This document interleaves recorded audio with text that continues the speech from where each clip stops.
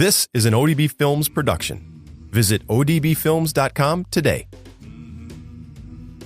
In Latin, Renovo means to renew, restore, or revive. This show is all about growing in our understanding and practice of faith.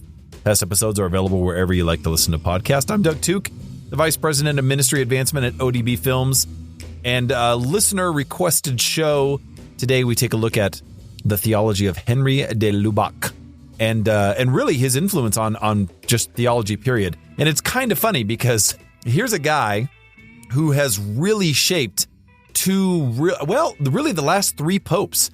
And if you don't know who he is, if you don't know kind of his thing, who he is and what he teaches, you're missing kind of the guts of St. John Paul II, Benedict XVI, and Pope Francis. These are the theologians. He's one of the theologians that really shaped the Second Vatican Council. So it's well worth your time to check this out. So Henri De Lubac, this guy, he's born in an ancient noble family. He served with distinction in the First World War and with heroism in the French Resistance in the Second World War. And then he went on to become a friend and mentor of one of the greatest popes in history. So that's kind of what we're going to talk about in the show. Henri Marie Joseph de Lubac was born in Cambria in 1896. He's one of six kids. He joined the Jesuits while still in his teens, and in the normal way would have studied with them in France, but all kinds of anti-church laws passed in the 1900s meant that, along with other young novices, he actually began his training in the unlikely surroundings of St. Leonard's on the Sea in Sussex. And in 1914, circumstances changed again on the outbreak of the Great War, World War I, and he immediately volunteered for the French Army, and then for the next 3 years saw frontline service. So he was in the thick of it.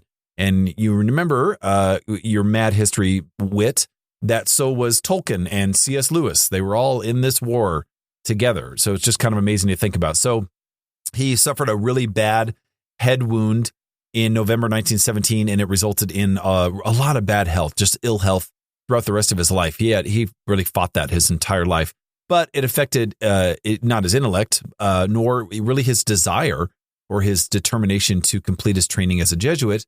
And he was ordained in 1927, which is pretty awesome. So in the interwar years, De Lubac was professor of fundamental theology at Catholic University in Lyon. His Second World War activities interrupted that. So he had to go underground while working with the French Resistance, which is just amazing, right? He ran this influential underground journal, Témoignage Chrétien, which denounced the Nazis and also the Vichy regime in France, really emphasizing this kind of incompatibility of Christian teaching and Nazi teaching, which he was just an outspoken voice for that, which is incredible. But he's chiefly known for his contribution to a really inspirational renewal of theology based on a return to the sources, the scriptures, and the fathers of the church, which we talk about a lot on this show, the patristics. We'll talk more about that in a minute.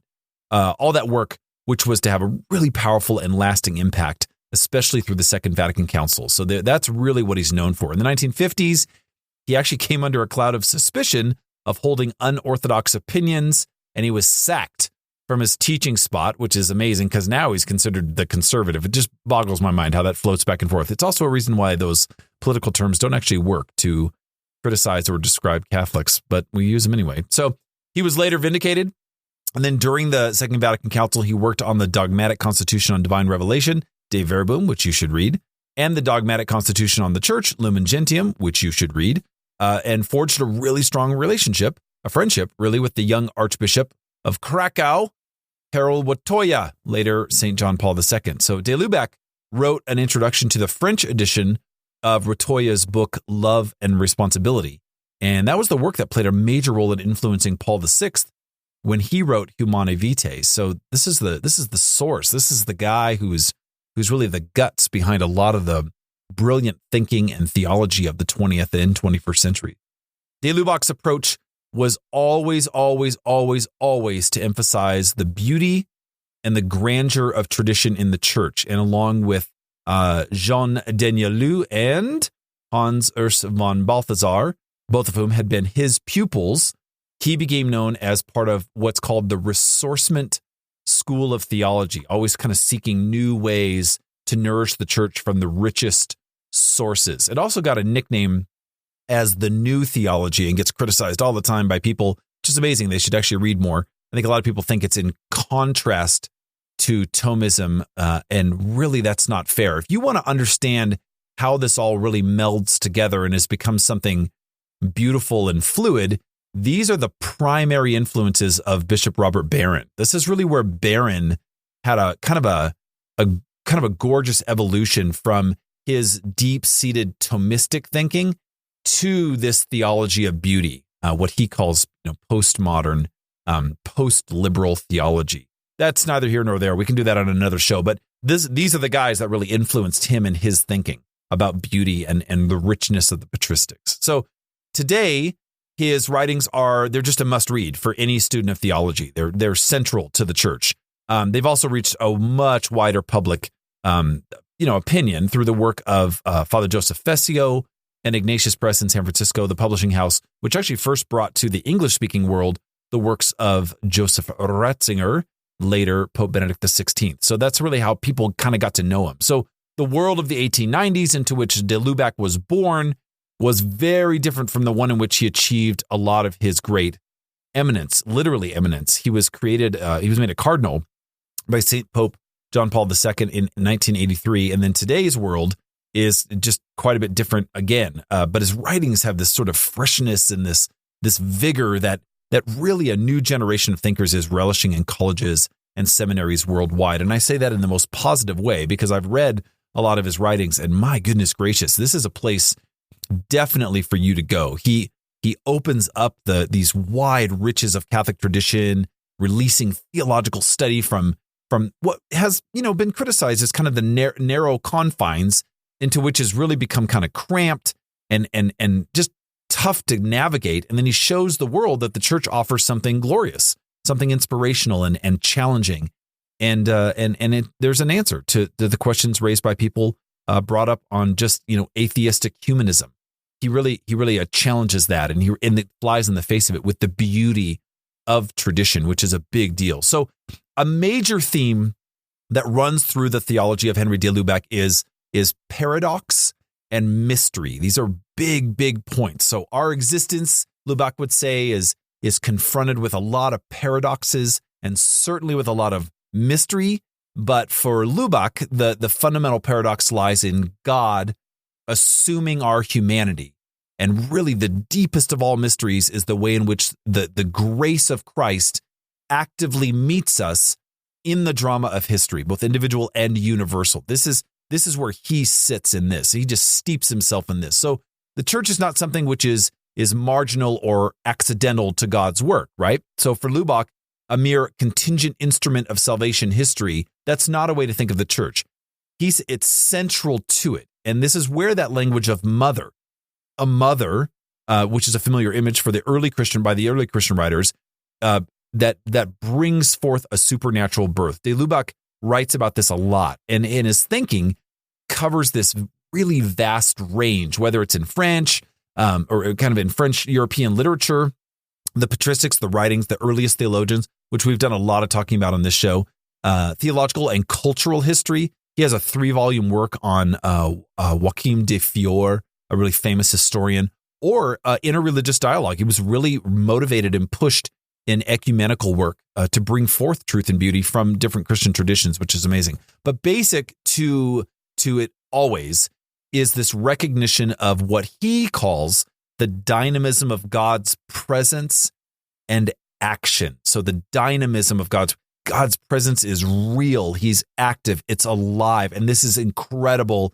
Let's get to know it. So although it can appear, I guess what would be called kind of disparate, like varied and kind of all over the place, it actually has a really remarkable sort of coherence and purpose for exploration. That's the commentary on his theology, which is pretty cool. So De Lubac, he sought to make us aware of all the dimensions of this active, redeeming mystery, so intimately present in every existence, and also the very foundation of what it means to be human, the fullness of humanness. And I love that. You cannot ever ever disregard the power of the incarnation. Christ is all man and all God. There is something sacred about our humanness, not to worship humanness, that would be a travesty, but to understand that it has value. Our humanness has value. So in this exploration of these paradoxes that we talked about, the mystery of grace and human freedom that's at play in our lives and in the world, Lubac teaches us that we come to understand the depth and the drama, he would say, of what our humanity means, what it means, and the true nature, he would say, of the destiny to which it is called. Why? What am I and what am I called to? Why am I here?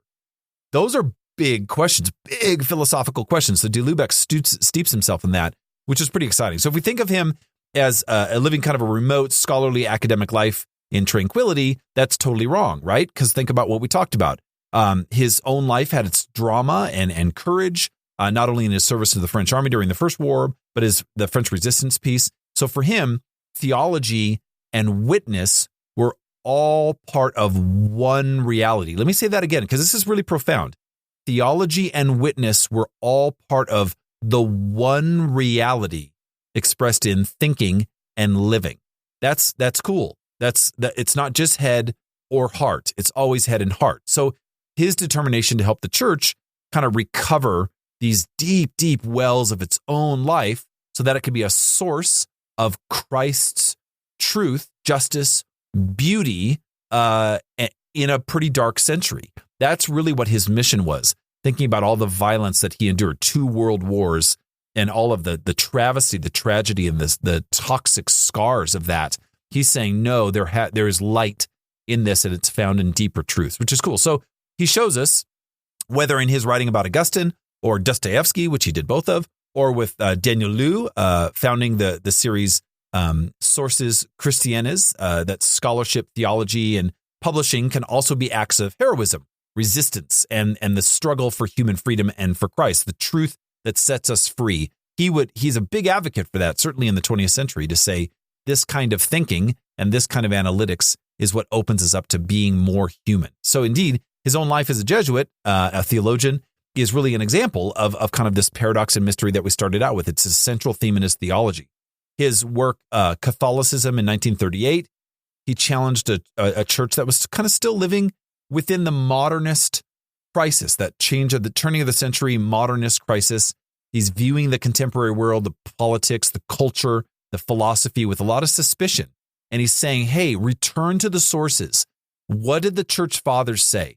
What are the sacramental teachings? What does it mean to be spiritual? What does it mean to be human? This is really, really the guts of what he's drawing us into. And for that return, or resourcement, which is where that word comes from, the resourcement theologians that Balthasar is a part of, to understand its mission to engage with the world in all of its movements and all of its forms, this great drama of what he calls human degradation and nobility to shape culture and history from the depths of the incarnate Christ, who is the light and the destiny of all humanity. That's an amazing statement, to really look at the world through the lens of the human and godly Christ. What does that mean? So he would argue that the church has a responsibility to the world. We have a responsibility to the world, not to hide from it, but a responsibility to it. Not a mission to evade it, he would say, but it's also to witness to the unity of humanity, which is grounded and realized ultimately in Christ. He says that in his book, Catholicism. How relevant is that today? So we're not supposed to just be this like sheltered evasion of humanity. We're supposed to penetrate culture with witness, which is the witness of Christ, right? Okay, so to do this was not just some work of, digging into the patristics, naive spiritual aesthetics or some like idealism when it comes to being human. That's not what it was. It was a massive intellectual and imaginative undertaking. This is why he's so famous today, is because he really did this. He really dug into all the writings.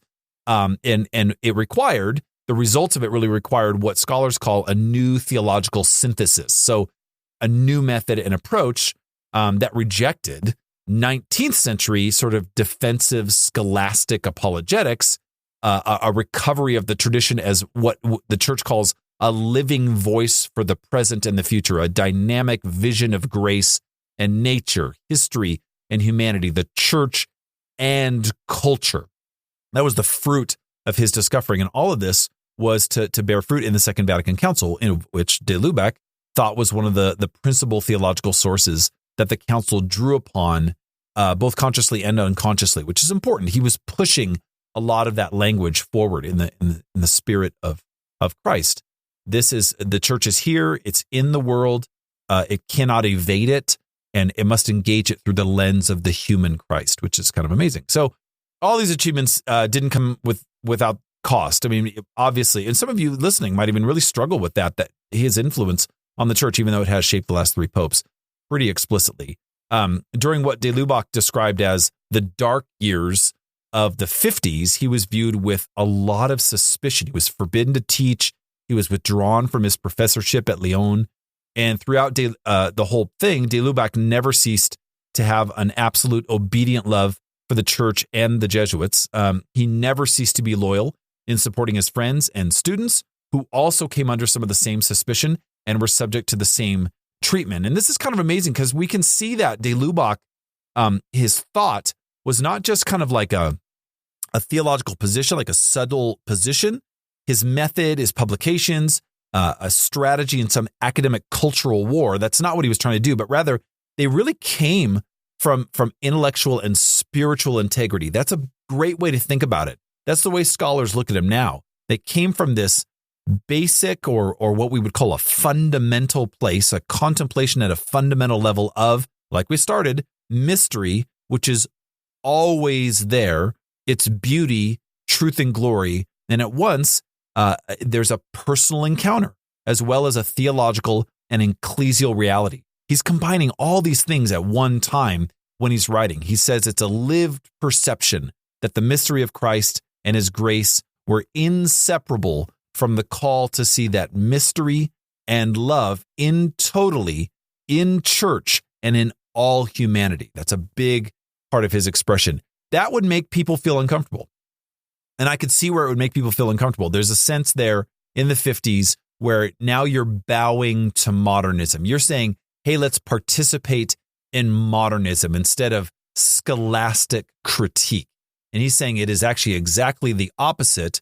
Let's retrench ourselves in the patristics, the first theologians to encounter culture, and how they brought the church to the world. Does that kind of make sense? I mean, that's where his ethos is really at. So Nadal, N-A-D-A-L, one of the most important second generation of Jesuits whom Ignatian trusted way back when, often said that for Jesuits, theology should be undertaken mysticamente.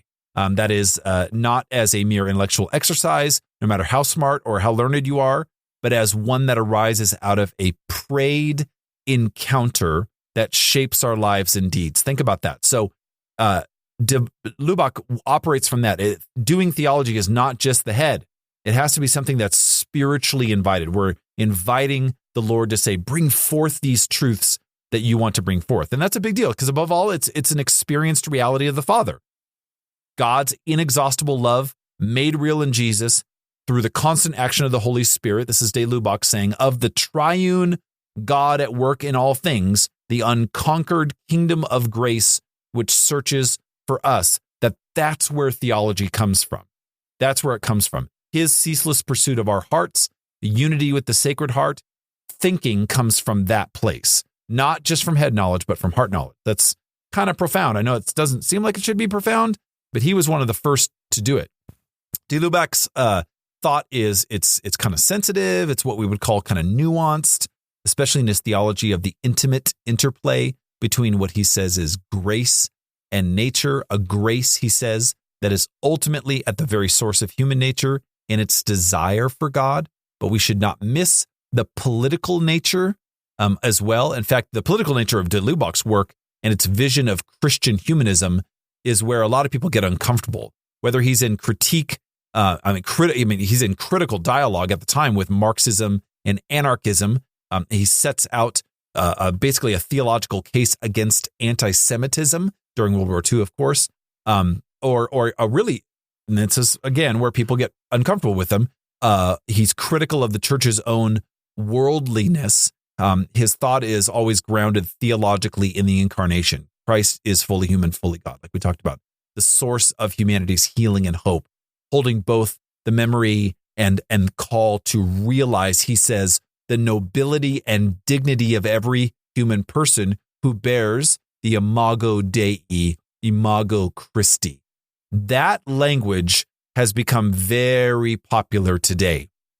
Do we recognize in all of humanity imago Dei, imago Christi, the image of Christ? And you can see where 20th century theology started to borrow from that thinking, whether it went the direction of liberation theology or the direction of, uber humanism. This is where healthy Catholic social teaching is rooted, is in imago Dei, in the face of Christ is in humanity, and we have to revere that. Also, let's be Catholic for a minute here. We're vessels for the Eucharist. So not only do we carry the face of Christ, but our bodies are literally vessels for Christ as well. And he's articulating that in how we treat each other and how we love and where our theology should come from, which is powerful. So only in Christianity, he says, can the unity of all humanity and the dignity of each person come to its fulfillment. Wow. So that's a bold, apologetic, defensive statement of Christianity. This is the only place where full humanness can exist. That's kind of amazing. So he also is careful to correct himself in that and say it's not about just Christian triumphalism. He doesn't want us to go there. It's about the revelation of Christ compelling the church, moving the church to enter the world for the sake of her Lord, he says, who is the bearer of all that it means to be human. So in this drama of human existence, engage with it, shape its structures and culture so that all women and men, he would say, whatever their nation, he would say, creed or status, he would say, can give expression to their dignity and thereby give glory to God, who did not, he would say, and does not count the cost of loving humanity. That's a big deal. Indeed, it's in the council itself, which actually succinctly but really kind of potently expresses this mission in Lumen Gentium, paragraph 17. Through her work, whatever good is in the minds and hearts of men, whatever good lies latent in the religious practices and cultures of diverse peoples, is not only saved from destruction, but also healed, ennobled, and perfected unto the glory of God, the confusion of the devil and the happiness of man, Lumen Gentium says from Second Vatican Council. Amazing stuff. So as Pope Francis has reminded us, the church can only live this mystery that De Lubac really opens up for us of her own life as the sacrament of salvation, not from her power and prestige, Pope Francis says, but from her poverty, a poverty which liberates her to live absolutely from the infinite depth of the self-emptying triune life. He's quoting Lumen Gentium, paragraph 1, a theology that's informed by Henri De Lubac. So this is cool. So in the thought, vision, courage, love of humanity, Henri De Lubac, we always find a resource to help us live a fully human life, a wholehearted human life. I love that. I love that. So dig in there, Catholics. Get in there. Read his stuff. I mean, I think before you read Balthasar, you should really read De Lubac. Balthasar was so heavily influenced by him and so heavily contributed to a theology that has really shaped thinking today, a communio theology. I know my bishop, who is now in Las Vegas, Bishop George Leo Thomas, heavily influenced by communio theology.